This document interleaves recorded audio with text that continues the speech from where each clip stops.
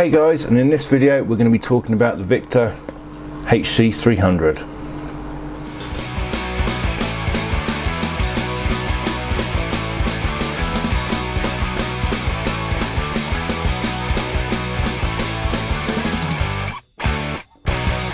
Yeah, so as you might have seen from my first review of the HC100, Victure was very kind enough to send me some of their newest products, and I wanted to basically put these through their paces. You might have seen my last video, this one here, where I was looking at the HC200. The HC200 I still have and I use quite regularly. Has so far proven invaluable. It's the batteries are still the original ones from 10 months ago. I've never had any issues with the the glitching or photo quality and things like that. It's proven to be a really good camera, and it was actually Victure reached out to me. They've seen that video, they wanted me to review and look at their new cameras as well as a couple of the other models in their range. So this particular video is now going to be about the HC300. The HC300, as you can see here on Amazon, it's a little bit more expensive, but you're getting a lot more bang for your buck. With this particular model has a lot of new features, and it's a very capable camera. I mean, we've got a 0.3 second trigger speed, 20 megapixel high quality photographs, a 2-inch LCD screen, 38 hidden infrared LEDs. It's a IP66 waterproof design, and it has a 90-degree detection area for the trigger.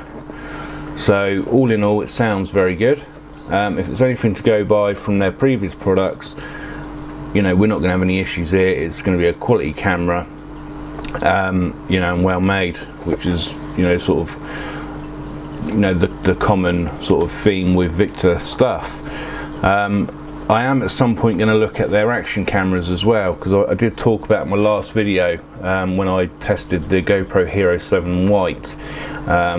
It was an awful product, and I've since found another company that's, again, they're all created in China, yet these cameras seem to outperform the GoPro Hero 7. Now Victure make a range of action cameras as well, so I want to get my hands on some of them and put them through their paces as well. I'm sure you guys would like to see that, especially when, these have a specific use, or many uses, but generally they're not action cameras. So I want to get hold of some of their action cameras and give them a go. And they also make MP3 players and MP4 players, so why not, while we're looking at Victure stuff, get some more of their stuff and sort of see what they're up to. So that's enough about that. As I say, I haven't paid for these products, they've been sent to me by Victure, but that's not going to affect my rating on these. We're going to look at it honestly and openly, and we're going to go from there. So let's crack open the box and see what this camera is all about. Okay then guys, so let's start by getting it out of the box. Now again, I've already put batteries in it, so it's ready to go, and I have actually already taken this one out when I tested the 100 earlier. I put this one out at the same time so I could get the footage and speed this video up a bit. So in the box you've obviously got the camera itself, you've got the usual contact card which tells you the various social media. If you follow me on Twitter, I'm going to tweet out there Twitter later on today, so if you haven't already, make sure you're following me on Twitter. You also get obviously the instructions, but again, you won't use it because it's so simple to use these cameras. There's also a card in there which is your warranty card. This one is I think it's a 2-year warranty on this one.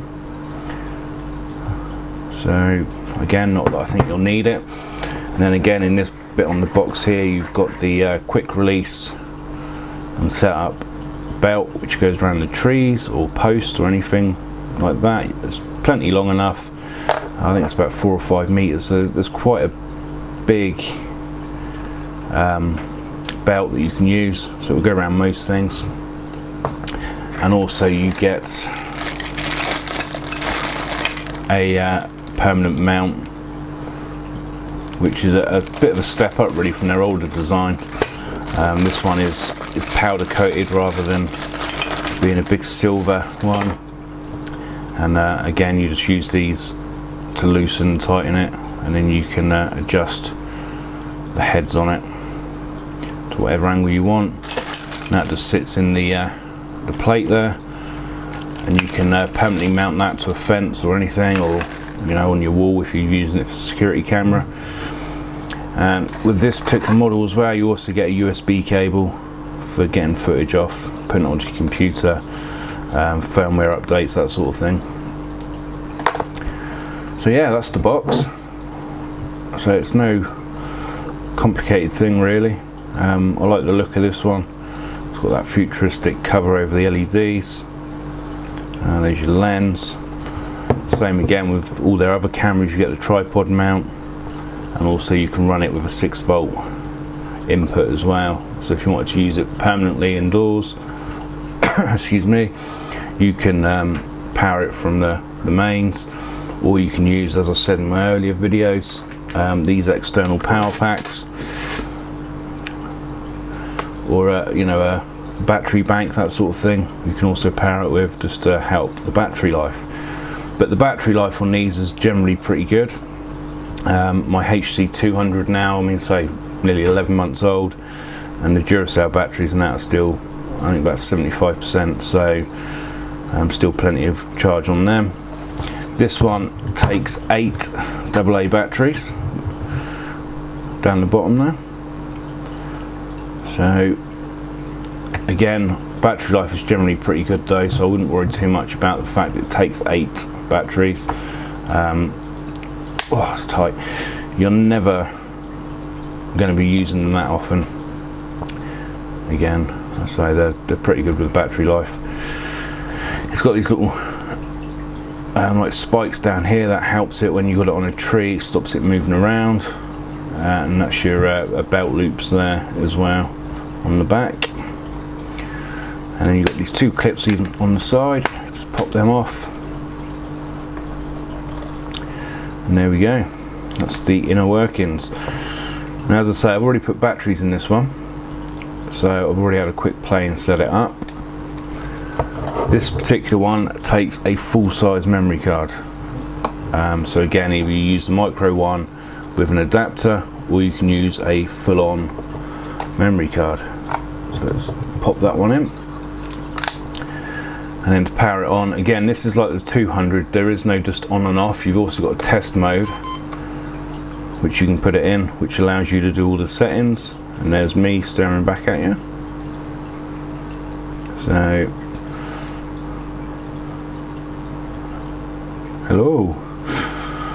Yeah, so this one is pretty good. So you've got your mode button there, you can just go through the modes. That's now on video mode.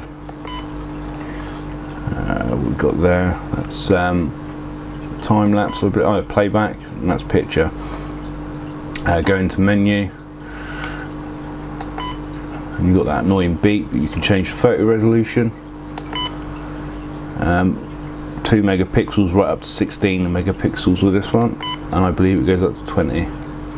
Yeah, so you've got 20 megapixel stills, which is what I'd always go for, the highest resolution. Again, if you wanted to change how many photos it takes at a time, again, I'd generally leave it on 2. Video resolution, you can change that right up to 1080, which is what it's on. Your video length, I'd generally again set mine to 10 seconds, but you can obviously change it to whatever you want, just bearing in mind that's going to affect battery life and also your memory card storage. And you've got your PIR interval, sensitivity, and it's all very simple. You know, once you've landed on something you want to look at, you press OK, you can set things, and you've got your menu to go back. And it's all very self-explanatory, easy to use. I don't think I ever changed that. You've got Celsius and Fahrenheit to depending on where you are, on how you like to read it. That beep sound you can also turn off. So if we turn that off, so that'll now be silent as it goes through. But you've got loads of settings on there you can change and play with, and it's all very easy to use. You can change the mode quickly down here. So what I'm going to do is I'm going to change that back to video mode. There we go, you've got your temperature, battery level, time and date, how much room's left on the memory card, what mode you're in, and the format. So on this one it's saying 1080. So that's all your main menu buttons. So very simple to use. You can see I've not even had to look at the instructions. You've got all your infrared LEDs here,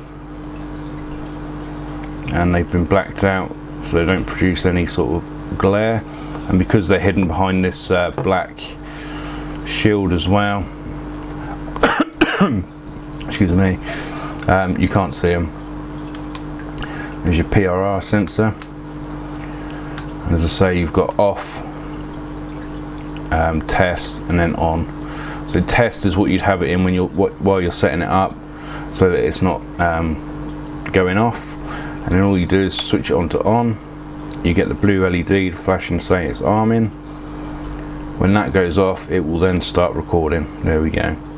So now whenever it detects movement, that will record and take pictures as set by you. And turn it down to off. And there we go. So it should say goodbye, and there we go. So your memory card goes in the side there, and as with all their cameras, it's yeah, it's very well made. Clips are nice and tight.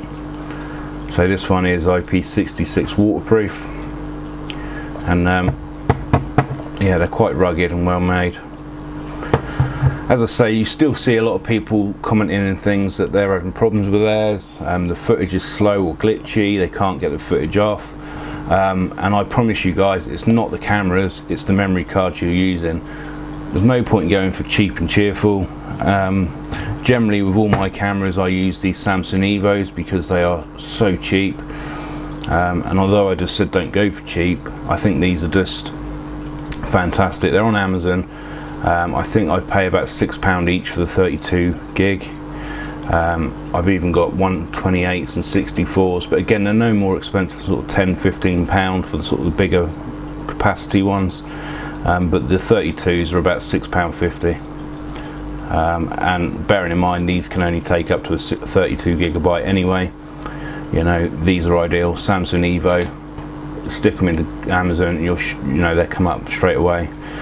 And that's the ones I use because of the very high read and write speeds on them, and also the fact I've never had an issue with these, whereas the SanDisk ones and things I've had nothing but issues with, trying to get the footage off and it becoming slow and jumpy and glitchy.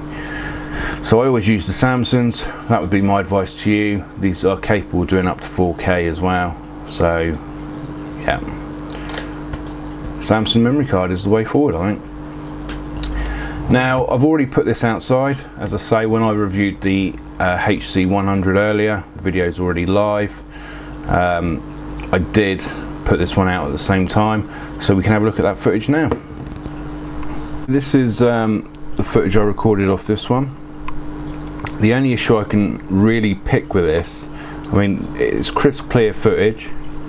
However, I don't know if you guys can hear, but obviously you can hear the rain hitting the casing, so the microphone is a little too sensitive for my liking, but other than that, really good.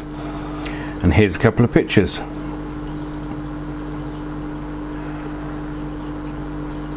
And also I'm going to put here a picture of the HC100 and 300 together, so you guys can see the difference. So then guys, that is the HC300. I hope you've enjoyed looking at them. As I say, the footage you just watched, the only downside I can find of it, the quality is very good, it's very clear, it's very crisp and smooth footage. The only thing is how sensitive that microphone is. Now if you listen closely, you could hear the rain tapping on the casing as it hit the camera. Now I'm sure if you were out and about, or someone was talking, it would probably override that sound of the rain. But it's still better to see it as it is. You can obviously turn the audio recording off if you wanted to, so there is that option. And the side by side, you can see here the MC100, the image quality is good, but you can see that it's raining. You can see the dew and the water droplets on the lens, whereas with the HC300 next to it, it doesn't even look like it's raining, which is brilliant. So there's definitely a step up in the image quality and the recordings, other than that sound issue. But I mean, it's not a big issue, it's just I noticed that I could hear the rain hitting the casing, and I just thought I'd mention it. Now the next one I've got to test is the HC400. I'm going to leave that out tonight so it can record overnight, and we'll see how that one performs. But I'll release this review tomorrow, so I can leave this out overnight. If you haven't seen my other videos, it's this one. If you'd like to subscribe to not only this channel but my new Reptile channel, it's these ones. Massive thank you to Victor for sending me these cameras, and as I say, I'll try and get hold of some of the action cameras to put them through their paces. Make sure you like, subscribe and share to this channel. It helps me out massively, and I will see you guys on the next video.